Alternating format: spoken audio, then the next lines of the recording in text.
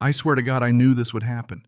The minute they let you people in our property values would tank, and now you're trying to steal from my son, get your thieving hands off my property before I call the cops. Yeah, that's what she screamed at me out loud on her porch like she was auditioning for some reality show called Suburban Meltdowns. But hang on, let me back up a sec. That's how everything blew up, but it never starts with the explosion. It starts small, always does, right? It starts so normal you barely notice the fault line opening under your feet. For me, it started with a little ping on my phone. I was sitting there in my living room, half awake, debating whether to watch another episode of that ridiculous Viking show or just go to bed. Typical Tuesday, too far from last weekend to still be happy, too far from the next to be hopeful. Anyway, my phone lights up. Thank you for your order from the Gilded Spoon. The Gilded Spoon. I actually laughed. That's the priciest food joint in town, $40 for lobster mac desserts that cost more than my weekly lunches.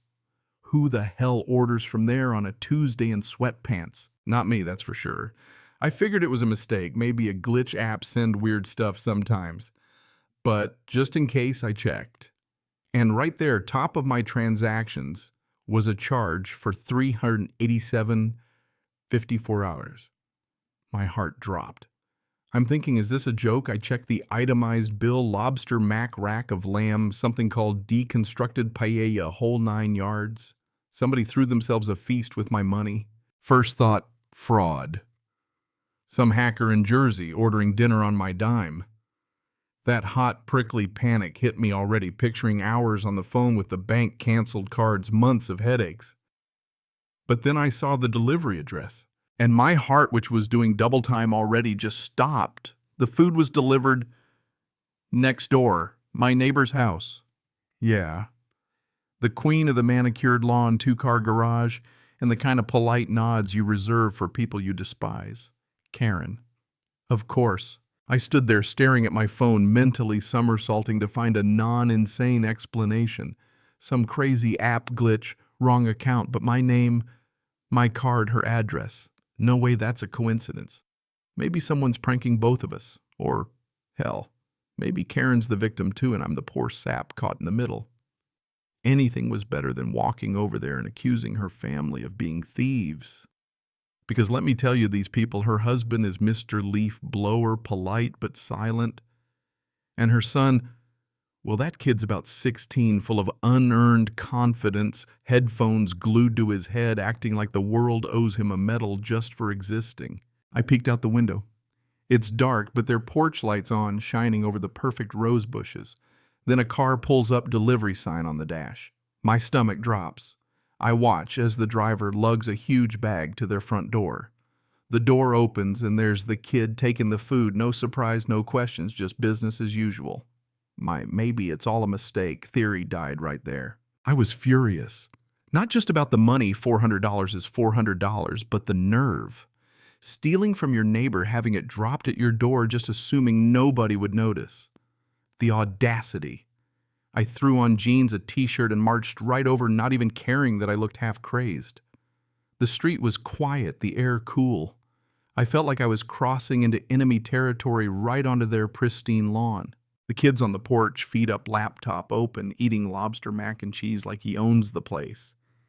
When he saw me, he didn't even flinch, just that smug, infuriating smile, that smirk. "We need to talk," I said, barely holding it together. He looked up. "About my dinner." Like this was sitcom banter. My jaw clenched so hard I thought I might crack a tooth. Before I could answer, the front door slams open and Karen bursts out, silk robe flying, angry as a hornet. "What is going on out here? I told you not to eat on the good furniture." She sees me. Her face goes from annoyance to suspicion to outright rage, just like a thunderstorm rolling in. She steps between us and her son. Little Drama King goes wide-eyed. "I don't know. Mom, he's scaring me. I hadn't even raised my voice, but Karen, she's in full attack mode. You stay away from my son. You have no right to harass my child." I tried to explain. "Your son just used my card to buy all this. I point at the spread. She glances at the food, then back at me. No hesitation, just indignation. I knew this would happen the minute they let you people in. And then she said it.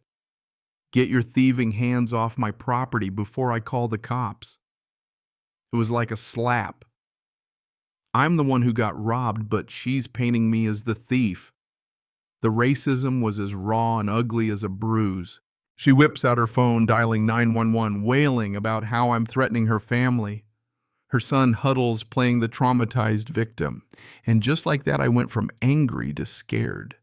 Because I know how this looks, a big black man at night, on a white woman's porch, her shrieking for help.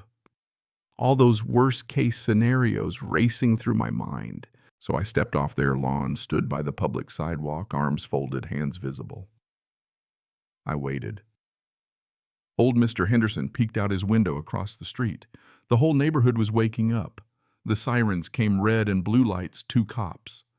They talked to her first, of course. She's sobbing, telling her story.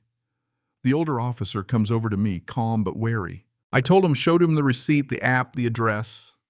He studied it, checked the food on the porch, saw the evidence. And when he asked the kid what he ordered, that tough guy routine just vanished. Mac and cheese from the Gilded Spoon. Busted. Completely.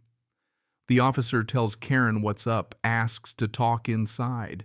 She tries one more time to blame me, but it's over. The cops go in, and I'm left outside shaking. A few minutes later, Mr. Leaf Blower comes home, gets filled in, looks like he wants to melt into the pavement. Finally, the officers come out and tell me the kid admitted hacking my Wi-Fi. He's a computer whiz. I can press charges or they'll pay me back now and call it done.